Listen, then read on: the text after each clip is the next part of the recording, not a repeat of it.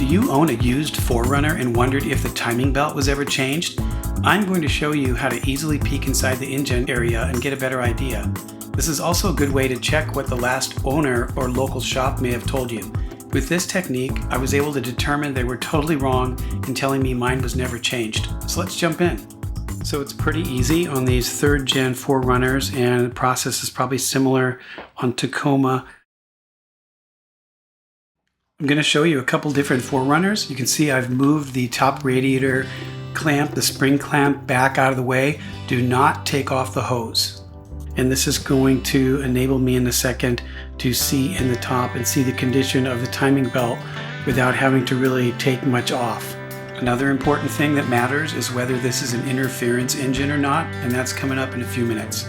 I'm also going to show you some other screenshots from another vehicle and a timing job that I did. So the way this started is this was a new arrival in our household, and it's a 1998 with 230 some thousand miles. So I wanted to get the oil change and have the shop put it up on the rack and look at the frame. And in the inspection, one of the first things the shop said, and I won't name the shop, but first thing they said was, hey, we don't think the timing belt's ever been changed. And by the way, here's a $1,000 estimate. It's 25 years old. We don't see anything in the vehicle history online. There's no sticker under the hood. And I don't want to rail on the shop too hard because they've been good with a couple other things, but they were wrong about the timing belt. So my informed opinion is that this belt has been changed at least once, because looking at the condition, it just doesn't look like it's 25 years old and 230,000. Let's take a Google search, and you can do this and take a look at new versus old. There's one that's still in the vehicle. You can see it's all cracked. Here's another one. You can see the major difference between an old belt, a new belt, with cracks and just breakage risk. Here's one where the teeth have broken off. So obviously my belt doesn't look anything like this, and so it's kind of hard to get an exact estimate of the age. But what we've ruled out is this belt is not 25 years old. It has definitely been changed at least once and looks like it's got some life left in it. Here's another belt I said I'd show you, and this is on an Acura. I know the exact age and mileage on this one because the vehicle had about 220,000 miles when my buddy and I are changing it, as you're seeing, but about 10 years and 100,000 miles before that, the dealer changed it.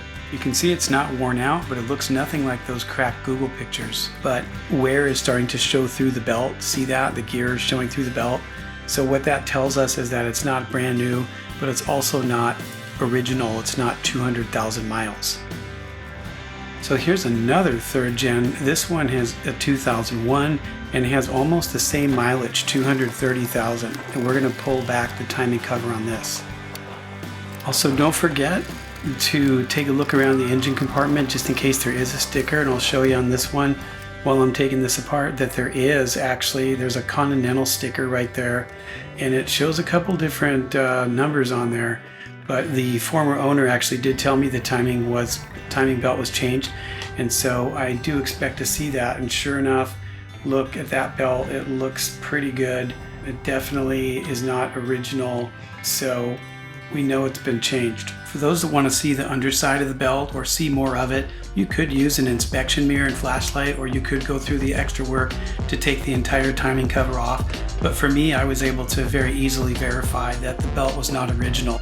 So remember, the goal here by peeking inside the timing cover is not to try to get an exact age or mileage on the belt, because that's impossible to do. If it was changed, sometimes they look new for a long time.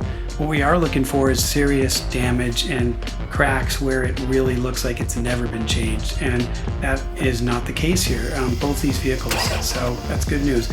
What I'm doing here, by the way, is I'm advancing the key. I'm just giving the key a little false start so it advances the engine, and that way I can see more of the belt, and it gives me a really good picture of the condition of the belt. So if the belt is falling apart when you looked at it, then obviously you can skip this step because you know that it needs to be replaced. But if you can't tell for sure that it's old and it looks like it's not exactly worn, the smart thing to do would try to be to do a little research.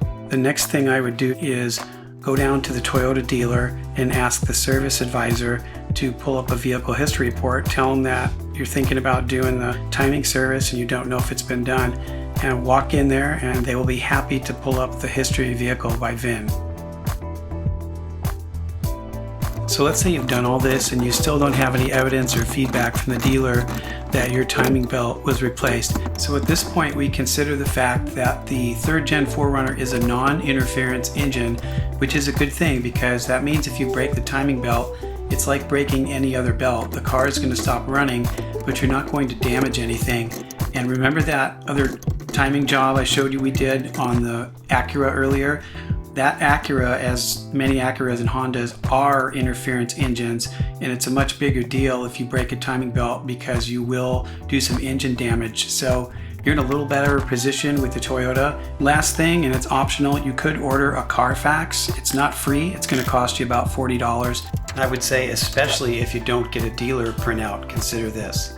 But sometimes Carfax picks up information that other databases don't, and other shops. And an example was one time I had bought a newer vehicle. It was about 3-4 years old and 80,000 miles, and the only place this showed up was on Carfax that the previous owner had serviced the transmission, had changed the fluid, and so that was nice because it saved me having to do a transmission service on the vehicle. So sometimes Carfax picks things up.